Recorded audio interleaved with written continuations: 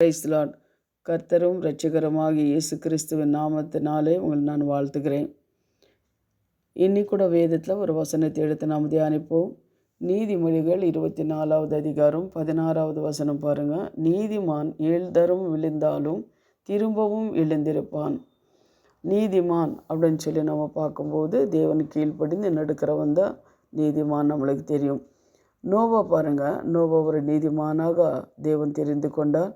இந்த உலகத்தில் வாழும்போது அந்நிய ஜனங்களை மத்தியத்தில் அவர் வாழ்ந்து கொண்டிருந்தார். எவ்வளோ பாவம் சாபங்களெல்லாம் செய்து கொண்டிருந்த அந்த ஜனங்கள்லாம் மத்தியத்தில் வாழும்போது கூட எந்த ஒரு கரை இல்லாதபடி நோவா வாழ்ந்தார் அப்படின்னு சொல்லி நம்ம பார்க்குறோம். அந்த உலகம் உலகம் எங்கும் ஜல பிரவாகத்தினாலே எல்லா உலகமெல்லாம் அழிஞ்சு போகும்போது கூட நோவா நீதிமானாக இருந்ததுனாலே நோவா குடும்பத்தை மட்டும் தேவன் பாதுகாத்தார். நம்மளுக்கு எல்லாருக்கும் தெரியும். நோவா குடும்பத்தை பாதுகாத்து அவர் சந்ததியில் வந்தவங்க தான் நம்ம எல்லாமே. அதுபோல் நீதிமான் ஒரு 7 தரம் விழுந்தாலும் ஒரு நாள் அவர் தேவன் என்ன பண்ணுறார், கைவிட மாட்டார். அவர் எழும்பி மறுபடி நிற்பார். அதே போல் யோபு கூட நம்ம பார்க்குறோம். எல்லாமே எழுந்து போனாலும் தேவன் மறுபடி திருப்பி அவர் கட்டினார் அப்படின்னு சொல்லி நம்ம பார்க்குறோம். அதே போல் அன்பானவர்களே, இந்த உலகத்தில் நீங்கள் கூட நீதிமான்களாக, நீயும் நான் நீதிமான்களாக வாழும்போது இந்த உலகத்தில் கொள்ளை நோய்களும் பஞ்சம் இதெல்லாம் வரும்போது கூட கடைசி காலத்தில் தேவனை சொல்லியிருக்கிற இந்த காரியங்களெல்லாம் நடந்து கொண்டு இருக்கிறது. இதெல்லாம் நடக்கும்போது கூட நம்ம என்ன பண்ணுறதில்லை, தேவனன்னா கைவிடவே மாட்டார். ஆனால் இந்த உலகத்தில் பாடுகள் இருக்கும், கஷ்டம் இருக்கும், வியாதி இருக்கும், வேதனை இருக்கும், எல்லாமே இருக்கும். இருந்தாலும் தேவன் நம்மளை என்ன பண்ணுறது, விழுந்தாலும் நம்மளை கைவிட மாட்டார். பல பரிசுத்தவான்கள் சாட்சிகள் நான் கேட்குறேன். அவங்க குடும்பங்களில் மரணம் எல்லாம் வந்திருக்கிறது. மரணம் வரும்போது கூட கொஞ்ச நாள் அவர் என்ன பண்ண சோர்ந்து போகிறாங்க, ஜெபம் பண்ணாமல் போயிடுறாங்க, வேதத்தை வாசிக்க முடியாமல் சபிக்கப்பட முடியாமல் போயிடுறாங்க, சோர்ந்து போயிடுறாங்க.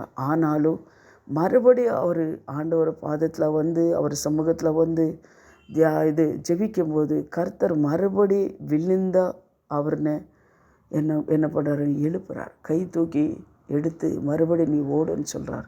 அதுபோல் தான் நீதிமான் ஒரு நாளும் அவர் தள்ளாட விட மாட்டார். நீதிமான் 7 தரம், ஒரு தரம் இல்லைங்க, 7 தரம் விழுந்தாலும் திரும்பவும் எழும்ப பண்ணுகிற தேவன் நம்ம தேவன். விழுந்து போயிருக்கிறீங்களா, சோர்ந்து போயிருக்கிறீங்களா, பலவீனமாக இருக்கிறீங்களா, மறுபடியும் ஆண்டவர் பாதத்தில் வாங்க.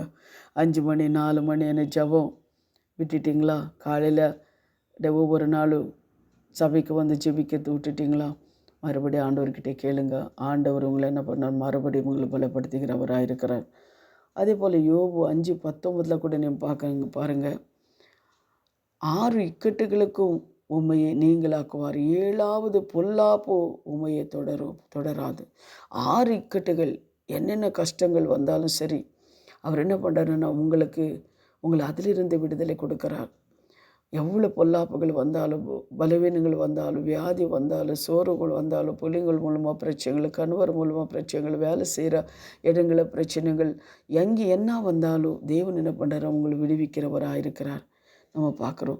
அதே போல் பாருங்கள், இன்னொரு சங்கீதம் 34:19 நீதிமானுக்கு வரும் துன்பங்கள் அநேகமாக இருக்கும், கர்த்தர் அவைகளை எல்லாவற்றிலையுமே நின்று அவனை விடுவிப்பார். நீதிமானுக்கு வர துன்பங்கள் அநேகமாக இருக்கும். ஏன்னா இந்த உலகத்தில் இடுக்கமான வாசல் வழியை பிரவேசிக்கிறவன் தான் பரலோக ராஜ்யத்துக்கு போக முடியும். தவிர ஆழமான வாசலில் நடுக்கிறவன் போக முடியாது. ஏன்னா இந்த உலக பிரகாரமாக தேவ பிள்ளைங்களை பாருங்கள். ஆனால் பொய் பேசக்கூடாது, திருடக்கூடாது, தப்பு காரியம் செய்யக்கூடாது, லஞ்சம் வாங்கக்கூடாது, வட்டிக்கு கொடுக்கக்கூடாது, இந்த மாதிரி காரியங்களெல்லாம் இருக்கும். டிவி பார்க்கக்கூடாது. இது உலக பிரகாரமான காரியங்களெல்லாம் நம்ம விடணும். ஆனால் அப்படி விட்டு இருக்கும்போது தான் நம்மளுக்கு ஒரு இடுக்கமான ஒளி தான் இந்த உலகத்தில். ஆனால் நம்மளுக்கு ஒரு நல்ல ஒளி தேவன் நம்மளை வைத்திருக்கிறார். இல்லை இது வேணும் அது வேணும்னு சொல்லி வாழ்கிறவங்களும் இருக்கிறாங்க.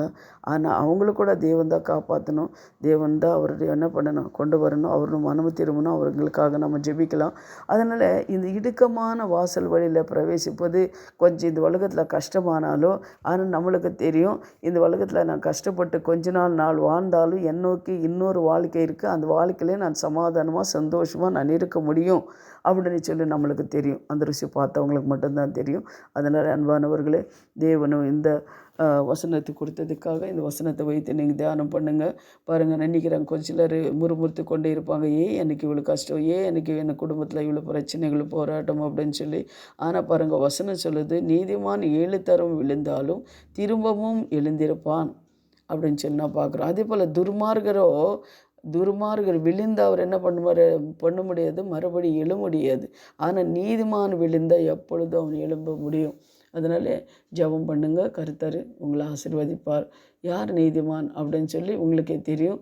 அதை வைத்து நீங்கள் ஜெபிங்க, கர்த்தர் உங்களை ஆசீர்வதிப்பார். இப்போ ஜெபிக்கலாம். எங்களை அதிகமாக நேசிக்கிற பரலோக பிதாவே, சர்வ வல்லமுள்ள தேவாதி தேவனே, இந்த வார்த்தைகள் இந்த கர்த்தாவே காலையிலே கேட்குற ஒவ்வொரு பிள்ளைங்கள மேலே தேவனோட கரம் இருக்கட்டும். கர்த்தாவே ஸ்தோத்திரம் சுவாமி.